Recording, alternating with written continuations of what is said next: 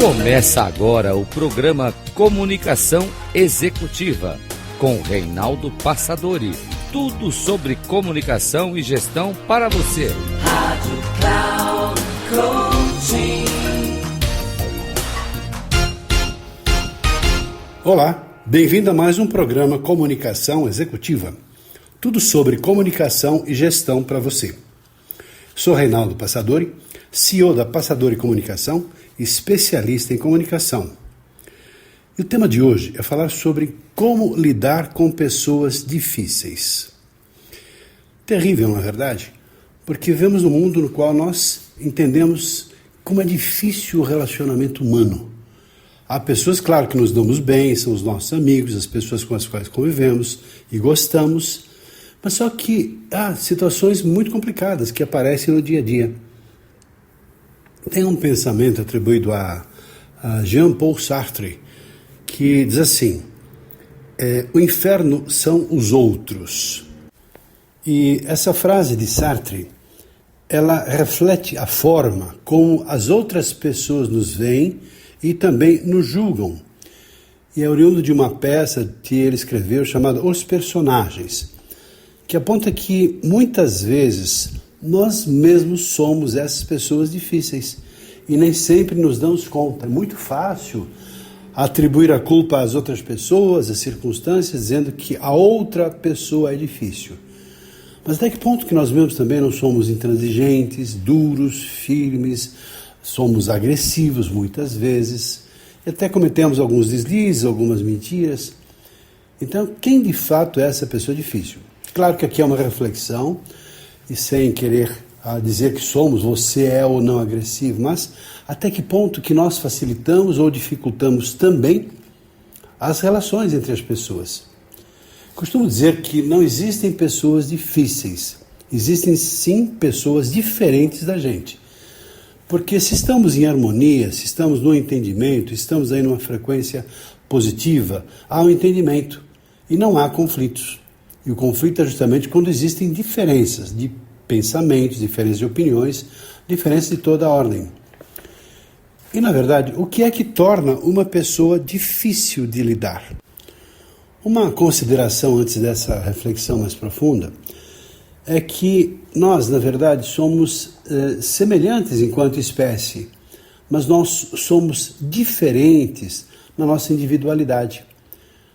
Porque nós somos frutos de uma civilização greco-romana, cristã, latino-americana, luso-brasileira, nipo-brasileira, um sistema de raças diferentes no nosso país, com um país com muitos problemas também na sua educação, no seu governo, dos impostos, enfim, violência.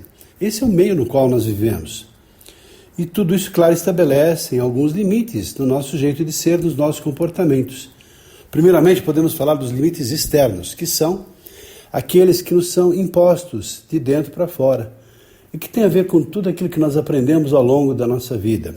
Tem a ver com a nossa cultura, com aquilo que nós trouxemos lá nas tradições dos nossos antepassados, também a nossa própria família, de onde trouxemos, claro, todo o nosso aprendizado, os nossos valores, mas também alguns limites, alguns mandatos, do tipo, por exemplo, você não serve para nada, você me faz ficar de cabelos brancos, poxa vida, você não vai dar nada na vida, você não vai servir para nada mesmo. Ou seja, é claro que muitas das vezes os pais, ou avós, ou os nossos educadores, nos desafiavam, acreditando que dessa maneira nós conseguiríamos então superar essas limitações e mostrar efetivamente o nosso potencial. Só que para a cabeça de uma criança livre, com aquela telinha em branco, recebendo aquelas informações tão pesadas e muitas vezes agressivas, porque os pais estavam nervosos, estavam com os problemas, aí aquilo se reflete de uma maneira tão intensa, gerando um verdadeiro estrago, que se a pessoa não se cuidar, ela vai trazer esses comportamentos, essas crenças que foram impostas desde cedo para o resto da vida. Também a religião que nos foi imposta, ou que a gente vivenciou, que tinha lá seus dogmas, suas crenças, suas limitações também. Sistema de governo, sistema educacional. Ou seja, Esses limites externos são as regras, as leis, o modus vivendi da sociedade, localização geográfica, as forças externas que nos impulsionaram e nos limitaram também. Além das forças externas, existem as forças internas, que são os limites internos, que aí sim são tudo aquilo que vem de dentro para fora, que são os nossos valores, os nossos pensamentos, os nossos sentimentos, as nossas emoções, o nosso corpo, a educação que eu recebi, o meu gênero, as minhas crenças, a minha idade, a minha aparência, os meus paradigmas e também, por que não, os meus preconceitos. Agora, o que é que torna uma pessoa difícil de lidar? Primeiramente, nós podemos considerar aqui alguns aspectos relacionados a traumas e crenças limitantes. São pessoas sofridas, não estão culpadas por serem assim, porque o modo de vida, o sistema, o meio ambiente, a comunidade, ou seja, onde viveram, lhes ensinaram isso. Então elas passam assim a ter um padrão de conduta de violência. Muitas dessas pessoas são até doentes mentais, tem sociopatas, psicopatas, pessoas compulsivas, pessoas violentas, pessoas tristes, pessoas negativas, pessimistas, pessoas perdidas, não têm uma perspectiva de vida, pessoas mentirosas, pessoas descontroladas emocionalmente, pessoas frustradas, pessoas sem esperança, carentes de afeto e de atenção.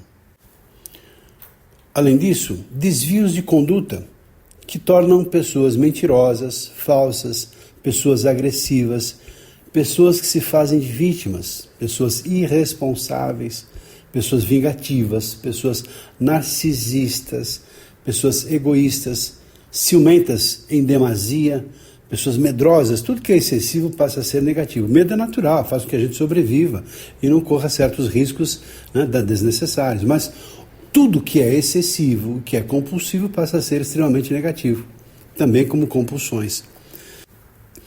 Nesse sentido, é claro que esse tipo de gente acaba sendo difícil de lidar, porque não tem um padrão de normalidade, de coerência, de consistência, de racionalidade e de lógica também. Agora, uma pergunta simples e muito importante.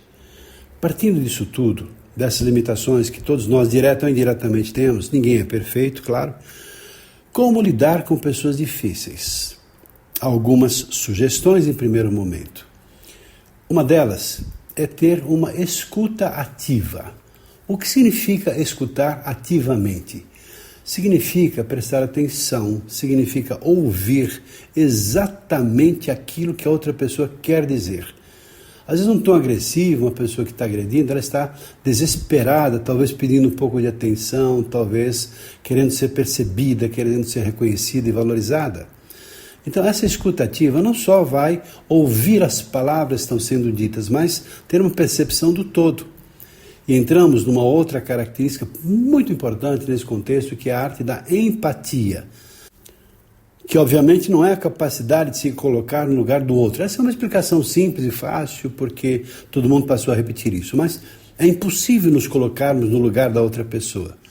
O que talvez seja interessante é perceber um pouco mais profundamente a alma, por que a pessoa age daquele jeito, por que ela tem aquele tipo de padrão de conduta, por que ela está agindo em conformidade com aquelas situações tão negativas e tão terríveis.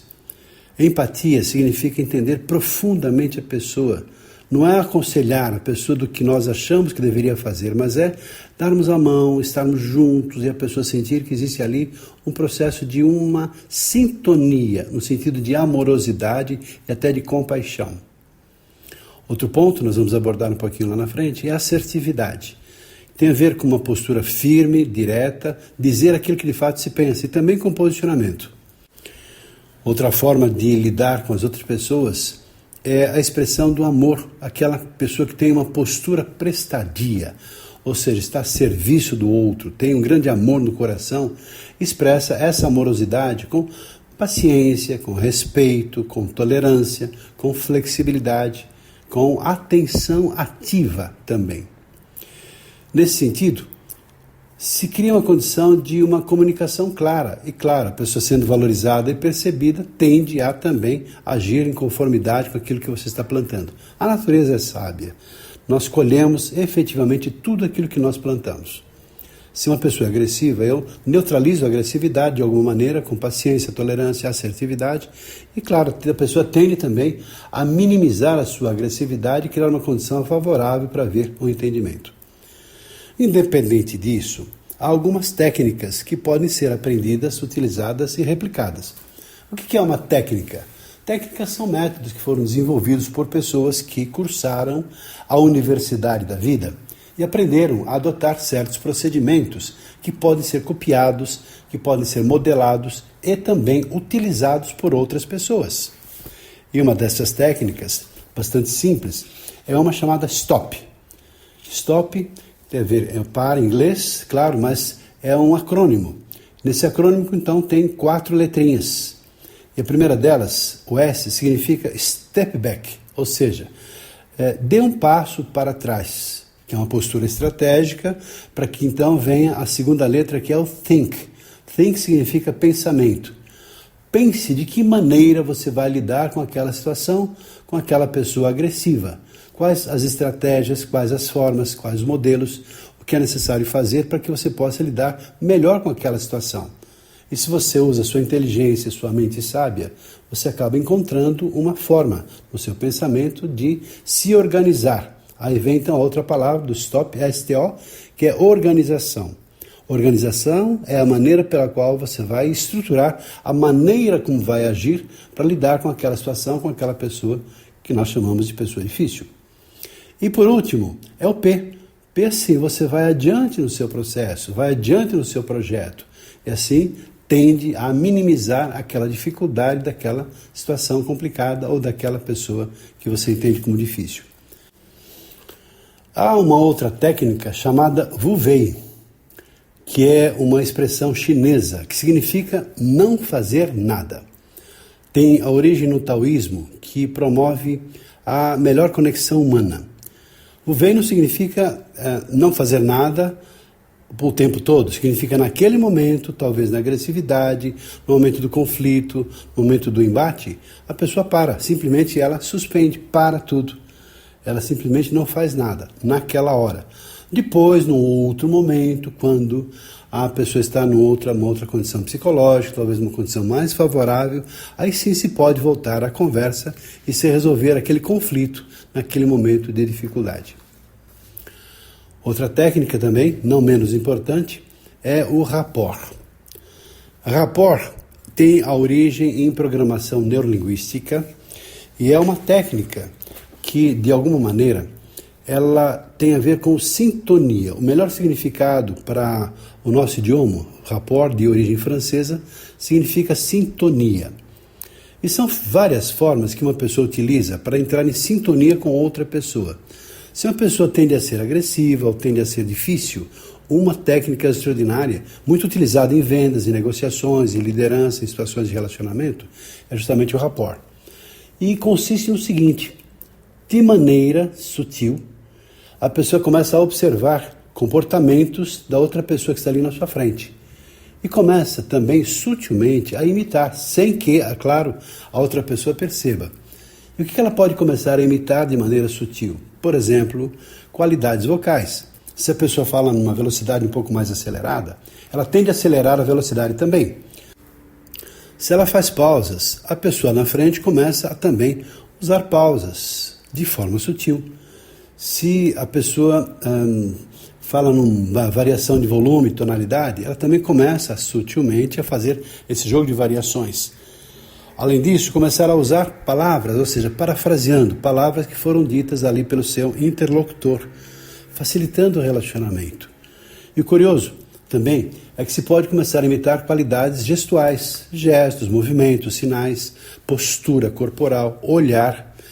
E o interessante é que isso cria uma condição tão favorável, daí a pouco as pessoas começam a abrir a guarda e começam a facilitar o relacionamento, por uma razão simples e poderosa.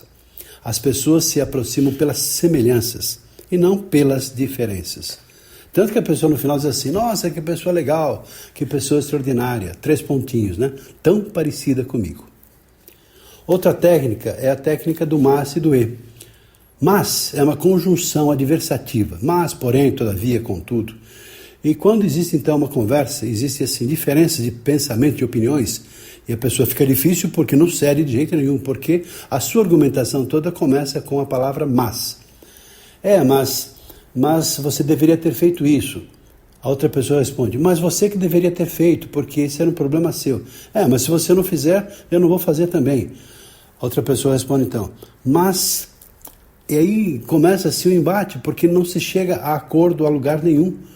Porque a primeira palavra dita é mas. Mas, porém, todavia, contudo, entretanto. O que significa aí, então, é que a pessoa está rejeitando a outra pessoa ou a ideia da outra pessoa. E, nesse sentido, não se cria condição de entendimento.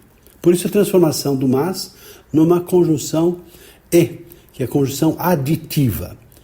E se diz assim, ao invés de mas, a pessoa fala, mas não deveria ter sido feito dessa maneira. Concordo com você, eu acho que poderia ter sido feito de outro jeito.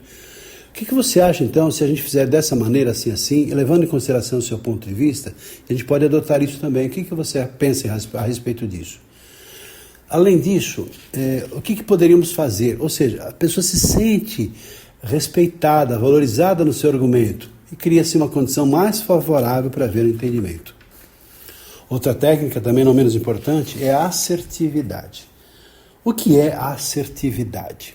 A assertividade, na verdade, é uma fala com confiança, com segurança, com posicionamento. A pessoa diz aquilo que tem que ser dito. Pode ser um assunto controverso, pode ser um assunto difícil, pode ser uma demissão de alguém, pode ser um enquadramento, uma necessidade, mas a pessoa diz com firmeza aquilo que tem que ser dito, respeitando a outra pessoa. Claro, tem que ser devidamente respeitada. Há 4 tipos básicos de comportamentos relacionados a essa estrutura da assertividade. Primeiro, são 3 negativos, e um deles é o comportamento passivo. Aquelas pessoas que olham para baixo, excessivamente tímidas, não se posicionam, se fazem de culpadas, de vítimas. E não se posicionam de jeito nenhum, olham para baixo, falam baixinho.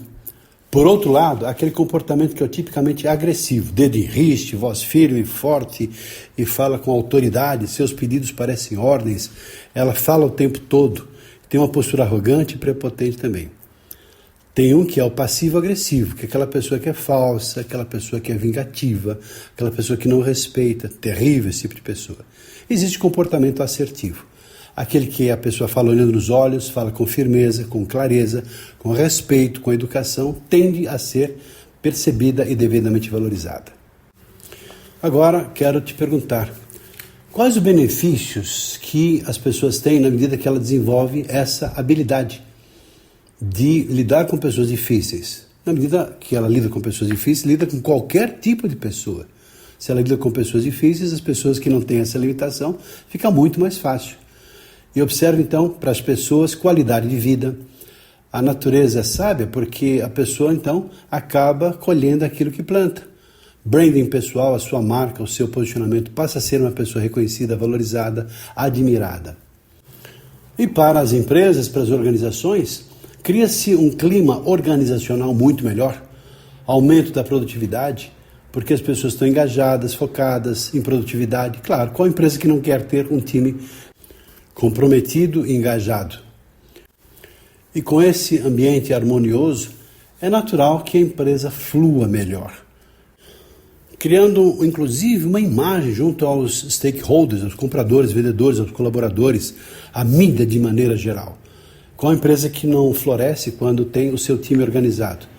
Tudo porque as pessoas passaram a se relacionar, a se respeitar de uma outra maneira, com muito mais assertividade, com muito mais firmeza. E por que não algumas técnicas extraordinárias?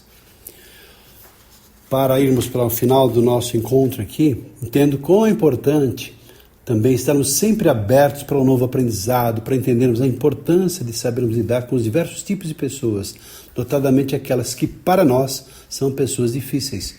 Estamos sempre buscando novos conhecimentos, novos aprendizados, no tradicional lifelong learning, ou seja, estamos sempre aprendendo continuadamente, porque é um processo contínuo de aprendizagem. Gosto de um pensamento e quero finalizar esse nosso encontro com uma frase que gosto muito, porque diz muito sobre a minha própria missão de ajudar as pessoas a aprimorarem essa habilidade de comunicação para serem mais realizadas e mais felizes. E a frase é a seguinte: nós não somos valorizados pelo que sabemos, mas sim pelo que fazemos daquilo que nós sabemos. Espero que tenha gostado dessa reflexão, espero também ter sucesso na minha palestra lá no CBTD e que as pessoas saiam de lá pensando um pouquinho mais, até que ponto que eu sou essa pessoa muitas vezes complicada, e até que ponto que eu posso levar para as outras pessoas uma melhor condição de vida, com mais qualidade de vida, por saberem lidar melhor com as mais situações que fazem parte ali do dia a dia da gente. Se quiser entrar em contato com a gente, falarmos um pouco a respeito disso, você entende que esse é um assunto que merece ser levado para a sua empresa? Entre em contato com a gente, vai ser um prazer conversarmos sem compromisso a respeito desse assunto. Um abraço e até o nosso próximo programa. Até lá!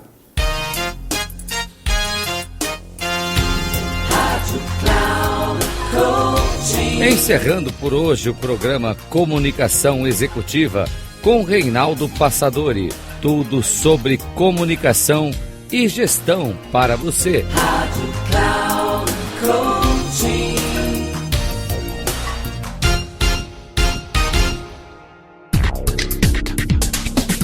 Se ligue.